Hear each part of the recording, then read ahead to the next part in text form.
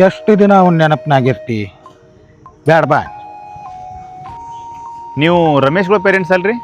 ಹೌದಪ್ಪ, ನಿನ್ನ ಕಡೆಯೂ ಸಾಲ ಮಾಡ್ಯಾನ, ಮುಟ್ಟಿಸ್ತೀವಪ್ಪ, ಕೊಡ್ತೀವಿ ನಿಮ್ಮ ಸಾಲ. ಹಂಗಲ್ರಿ, ನನ್ನ ಮಾತು ಕೇಳ್ರಿ ಒಂದು ಸ್ವಲ್ಪ. ನೋಡು, ನಮಗೆ ಉಳಿದು ಎರಡದಾರಿ. ಒಂದು ಮನೆ ಮಾರಬೇಕು, ಒಂದು ಮಾತ್ರ ಇರ್ಲಿಕ್ಕೆ ಹೊಲ ಮಾರಬೇಕು. ಮನೆ ಹೆಂಗೆ ಮಾರ್ತೀರಿ?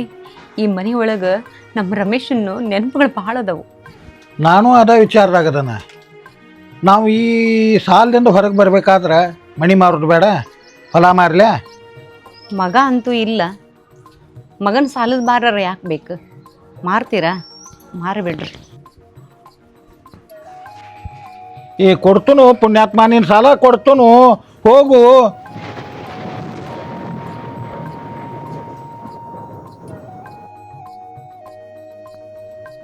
ಹಾಂ, ಆ ಬರುವಿನ ತನಕ 2 ಎಕರೆ ಆಕತ್ ನೋಡ್ರಿ. 5 ಕಕ್ಕ 2 ಎಕರೆ. ಆದ್ರೆ ನೀ ಹೇಳಿದ ರೇಟ್ ಬರಂಗಿಲ್ಲ ಇಲ್ಲಿ.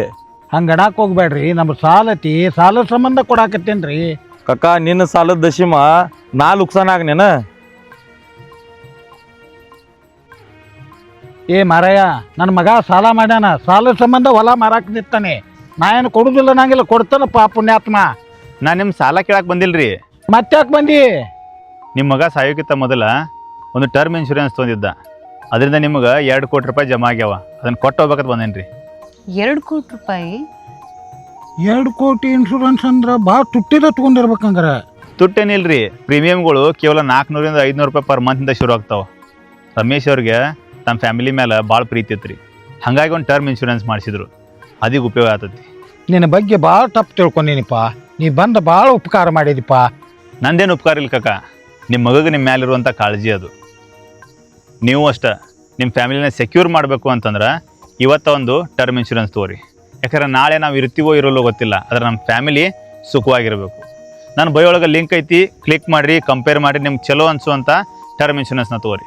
15% ಡಿಸ್ಕೌಂಟನ್ನು ಪಡಿಬೋದು. ಈಗ ಹೋರಿ, ಬಯೋಳಗೆ ಲಿಂಕ್ ಐತಿ, ಕ್ಲಿಕ್ ಮಾಡಿರಿ. ಎಲ್ಲರಿಗೂ ಒಳ್ಳೇದಾಗಲಿ. ಕಕ್ಕ, ಇನ್ನೇನು ಹೊಲ ಮಾರೋ ಅವಶ್ಯಕತೆ ಇಲ್ಲ. ನಿಮ್ಮ ಮಗ ನಿನಗೆ ಭಾಳ ಚಲೋ ಮಾಡ್ಯಾನ. ಇವ್ರ ತನಕ ಗಂಡ ಎಂತಿ ಕೂತೀನ್ರಿ. ನಾನು ಒಂದು ಟರ್ಮ್ ಇನ್ಶೂರೆನ್ಸ್ ಮಾಡಿಸ್ಬೇಕು. ನಮ್ಮ ಮಗ ನಮ್ಮನ್ನು ಬಿಟ್ಟು ಹೋದ್ರು, ನಮ್ಮನ್ನು ಅನಾಥರನ್ನಾಗಿ ಮಾಡಲಿಲ್ಲ.